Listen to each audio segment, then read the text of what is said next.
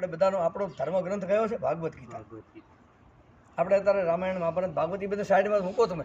આપણો મૂળ ગ્રંથ ભાગવત ગીતા. ભાગવત ગીતાની અંદર ભગવાન કૃષ્ણ પરમાત્માએ પ્રમાણ આપ્યું છે, હે અર્જુન અહમ વૈશ્વાનરો ભૂતા, મતલબ ખાવાનું કામ તમારું છે, પચાવવાનું કામ હું કરું છું. મતલબ જીવ માત્ર જે કંઈ આહાર લે છે એના પાચનનું કાર્ય કોણ કરે છે? કૃષ્ણ કરે છે. અગ્નિમાં અગ્નિ ભગવાન કૃષ્ણ જઠરાગ્નિ તરીકે એ છે. હા, એ જ બનાવી શકે. તમારા અનાજનું લોહી એ જ બનાવી શકે. હજી સુધી દુનિયામાં આટલું બધું શોધાણું, કોઈ મશીન એવું ગોત્યું એમાં બરફી પેંડા લાડવાન બધું નાખવાનું, પછી એમાંથી લોહી બને ને પછી હાડકા બને ને એવું હજી બધી કાંઈ ભાડ્યું? ઓમ નમઃ શિવાય. એનો અર્થ શું થયો? એનો અર્થ કે ભગવાન કૃષ્ણને ગમતા પદાર્થો ખવાય, કૃષ્ણને ગમતું પીવાય. હા, પણ આ તો ન ખાવાનું ખાતા થયા, ન પીવાનું પીતા થયા ને એટલે ઉપાધિ થઈ ગયા. હકીકત છે સાહેબ.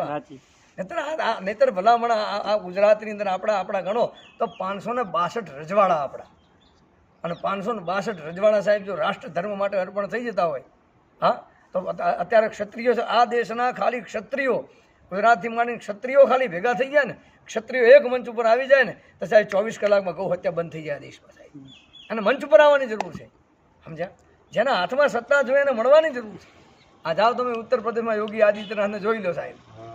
યોગી આદિત્યનાથ જોજો, સવાલ જ પેદા થતો નથી. હા, એને કહી દીધું તું શપથવિધિ લેતા પહેલું કામ કયું કરશો તમે શપથવિધિ લેશો? તો કે 24 ઘંटे મેં ગાઝિયાબાદ કા કતલખાના ધ્વંસ કર દૂંગા. 18 કલાક ન થવા દીધા ગાઝિયાબાદનું કતલખાનું સીતારામ કરી નાખ્યું સાહેબ. ઓમ નમઃ. એટલે બહુ મોટું કતલ, રોજના 8-10 પૈસો કપાતા. આજે આપણા દેશમાં અત્યારે 2.5 સેકન્ડ 3 સેકન્ડમાં એક ગાય કપાય છે.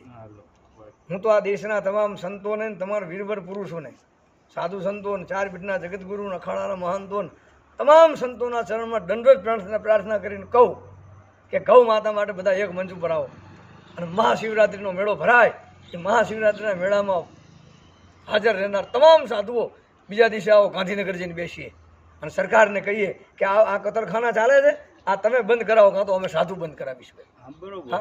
ગાયોની હત્યા તો આ દેશમાં રામનો દેશ, કૃષ્ણનો દેશ, સહજાનંદ સ્વામી મહારાજ, સંત તુલસીદાસ, સંત કબીર એનો દેશ છે. આ છત્રપતિ શિવાજી મહારાજ ને મહારાણા પ્રતાપનો દેશ છે. આ સાહેબ ગેંગા ફેંગાનો નથી આ સાહેબ. ઓમ નમઃ શિવાય. અને અત્યારે તો મારા દીકરા આ પાર્ટીમાંથી પેલી પાર્ટી. રાણા પ્રતાપને અકબરે કહેવડાવ્યું હતું એકવાર તારી પાઘડી મારા પગમાં ઉતાર, એકવાર, એટલે આધા હિન્દુસ્તાન અડધું તારું અડધું. અને તેથી રાણાએ જવાબ આપ્યો હતો કે આ રાણાની પાઘડી ક્યાં ઉતરે? એકલિંગજીના ચરણમાં, જગદંબાના ચરણમાં, મારા માતા પિતા મારા ગુરુના ચરણમાં આ પાઘડી ઉતરે. હે, ક્યાં ફેંકે ને પાઘડી ના ઉતરે સાહેબ રામચંદ્ર ભગવાનની. નહીં અત્યારે તો મારા બેટા 5-25 ખોખા પેલી પાર્ટીવાળા ના પેલો હાફ લઈને કોંગ્રેસ વાળો ભાજપ, કાં તો ભાજપ વાળો કાં તો કોંગ્રેસમાં, પેલી પાર્ટી વાળો પેલી પાર્ટી. નાટક મારા દીકરા કરી રહ્યા છે, ભેડા થઈને બધા નાટક કરે છે.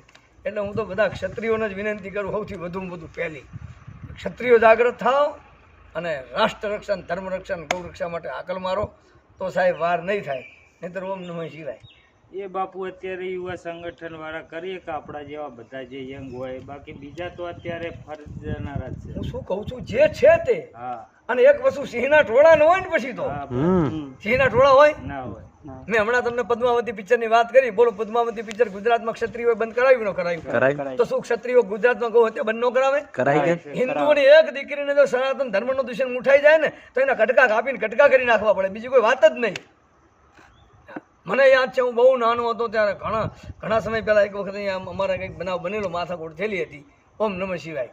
કોઈ દીકરીઓના બાબતની અંદર સમજા, એમના મા બાપે દીકરીઓને પહેલા બેન બધાને સીતારામ કરી નાખ્યા. ઓમ નમઃ શિવાય. રામચંદ્ર ભગવાન કીધે ધર્મ માટે. આ તમારો કયો સ્વાર્થ હતો? તમે એક ગાય બીમાર પડી, એ બીમાર ગાય પડી, તમને ખબર પડી તો એ રોડ ઉપર કોઈ નીકળી જ નહીં હોય? એ રોડ ઉપર ગાડીઓ કોઈ ફરી જ નહીં હોય? તમને લાગણી થઈ, તમે મને ફોન કર્યો, ભાઈ છે બનાસકાંઠાથી ફોન આવે, પેલાનો ફોન આવે, તમે કુદરતી દવાખાને જાઓ, બાટલા ચડાવીને લઈને આવો અને અહીંયા આગળ આવીને પાણી આપણે પીવડાવ્યું અને ગાય માતા અહીંયા આગળ દેહ છોડ્યો. તમે કલ્પના તો કરો. છાત્ર ધર્મ ઉજાગર થાય એ જરૂરી છે. આપણું સૂત્ર છે, અમે ટીમ બનાવીએ, તમને જોણ કરી લઈશું. પાવરફુલ ટીમ બનાવો ને. ટીમ બનાવતા આપણે પહેલા બધા ભેગા થઈ આશ્રમમાં જ આપણા આખા પંથકની એક ટીમ મજબૂત બનાવવાની, અહીંયા આગળ ભેગા થવાની. અને આપણું મિશન જ એક જ, ગૌ રક્ષા, રાષ્ટ્ર રક્ષા, ધર્મ રક્ષા. હા સાહેબ, બેન દીકરીની કોઈ આમ છેડતી ના કરવો જોઈએ. જય શિયા, રામ હા હકીકત છે સાહેબ. હા. એવું જીવન બનાવવું પડે છે. આ તો જોવે જ સાહેબ, જુઓ ને આ બાપુ તો જોવે જ લ્યા, આના વિના ના મેળ પડે. મના વગર ના મેળ હા પડે. સાહેબ, અને ગેંગા ફેંગાનું કામ નથી લ્યા. ગેંગા ફેંગા હાલિયા માલિયાનું કામ નથી. હા બોલો બોલો સ્નેહલભાઈ. આનંદ આનંદ આનંદ થઈ ગયો. આપણું સૂત્ર છે બે હાથ ઊંચા કરો, હું બોલું. દેખાવાળા ગૌશાળા